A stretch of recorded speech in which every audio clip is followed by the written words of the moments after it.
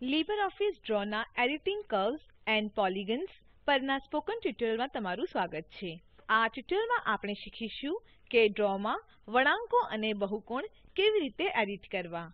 આ ટ્યુટોરીયલ માટે તમને LibreOffice Drawનું સામાન્ય જ્ઞાન હોવું જરૂરી છે. જો નથી, તો સંબંધિત ટ્યુટોરીયલ માટે અમારી વેબસાઇટનો સંદર્ભ લો. અહીં આપણે વાપરી રહ્યા છીએ ઉબુન્ટુ લિનક્સ વર્ઝન 1004 અને LibreOffice Suite વર્ઝન 334. ચાલો ફરીથી આપણું રૂટમેપ ડ્રોઈંગ ખોલીએ. પહેલા આપણે વળાંકો અને બહુકોણ દોરતા શીખ્યા. હવે આપણે એડિટ કરતા શીખીશું. સ્કૂલ કેમ્પસનો આકાર બદલીએ. આ માટે આપણે એડિટ પોઇન્ટ્સ ટૂલબારનો ઉપયોગ કરીશું. મેઇન મેનુમાંથી વ્યૂ પર ક્લિક કરો, ટૂલબાર્સ પસંદ કરો અને એડિટ પોઇન્ટ્સ પર ક્લિક કરો. એડિટ પોઇન્ટ્સ ટૂલબાર દેખાય છે. ચાલો હવે સ્કૂલ કેમ્પસ બહુકોણને પસંદ કરીએ. એડિટ પોઇન્ટ્સ પર પોઇન્ટ્સ આઇકન પર ક્લિક કરો. ઓબ્જેક્ટમાં લીલા સિલેક્શન હેન્ડલ એ ભૂરામાં બદલાશે. તે દર્શાવે છે કે તમે એડિટ પોઇન્ટ્સ મોડમાં છો. એડિટ પોઇન્ટ્સ ટૂલબાર પર ઇન્સર્ટ પોઇન્ટ્સ આઇકન પર ક્લિક કરો. ડ્રો પેજ પર જાઓ. કર્સર એ એક વત્તા ચિહ્નમાં બદલાશે. સ્કૂલ કેમ્પસ બહુકોણના ડાબી બાજુએ આ વત્તા ચિહ્નને મૂકો. ડાબું માઉસ બટન દબાવીને તેને જમણી તરફ ડ્રેગ કરો. બટનને છોડો. તમે પોઈન્ટને ઉમેર્યું છે. હવે જે પોઈન્ટ્સ ઉમેર્યું હતું તે પર ક્લિક કરો. એડિટ પોઇન્ટ્સ ટૂલબારના વિકલ્પો સક્રિય થયા છે. સિમેટ્રિક ટ્રાન્ઝિશન પર ક્લિક કરો. ડોટેડ કંટ્રોલ લાઇન પોઈન્ટના આગળ દેખાય છે.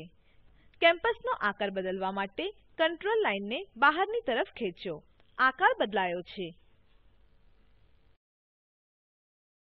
એડિટ પોઇન્ટ્સ ટૂલબારથી બહાર જવા માટે પોઇન્ટ્સ પર ક્લિક કરો. હવે કેમ્પસને જમણી બાજુથી વધાવીએ. વિશિષ્ટ રૂપે ફક્ત છેલ્લા પોઈન્ટને ઉપર જમણી બાજુએ લાવો. સ્કૂલ કેમ્પસ બહુકોણ પસંદ કરો.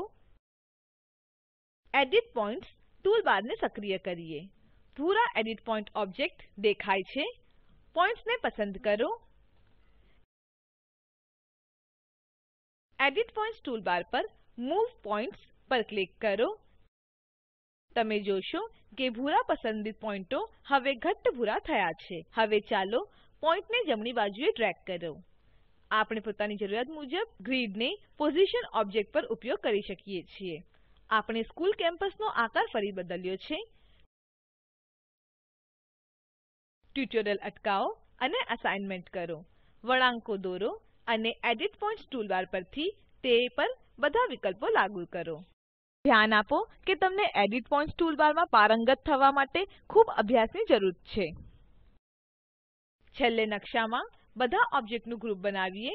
કીબોર્ડ પર Ctrl A દબાવો અને કોન્ટેક્સ્ટ મેનુ માટે જમણું ક્લિક કરો. હવે ગ્રુપ પસંદ કરો.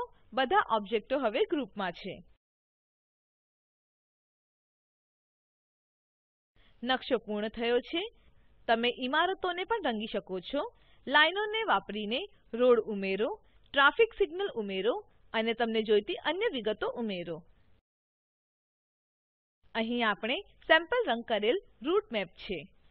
અહીં આપણે ટ્યુટોરીયલના અંતમાં આવ્યા છીએ. આપણે શીખ્યા વળાંકો અને બહુકોણો કેવી રીતે એડિટ કરવું. અહીં તમારા માટે હજી એક અસાઇનમેન્ટ છે. સ્લાઇડમાં બતાડેલ નકશો બનાવો. નીચે લિંક પર ઉપલબ્ધ વિડીયો નિહાળો. તે સ્પોકન ટ્યુટોરીયલ પ્રોજેક્ટ માટે સારાંશ આપે છે. જો તમારી પાસે સારી બેન્ડવિડ્થ ન હોય તો તમે વિડીયો ડાઉનલોડ કરી જોઈ શકો છો. Spoken tutorial project team spoken ટ્યુટોરીયલના ઉપયોગથી વર્કશોપનું આયોજન કરે છે. જેઓ ઓનલાઈન પરીક્ષા પાસ કરે છે તેઓને પ્રમાણપત્રો આપે છે. વધુ વિગતો માટે contact@spoken-tutorial.org પર સંપર્ક કરો.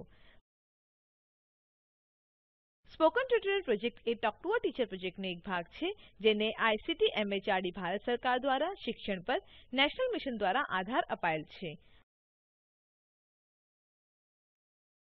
આ મિશન પર વધુ માહિતી આપેલ લીંક પર ઉપલબ્ધ છે spoken tutorialorg/nmeict ઇન્ટ્રો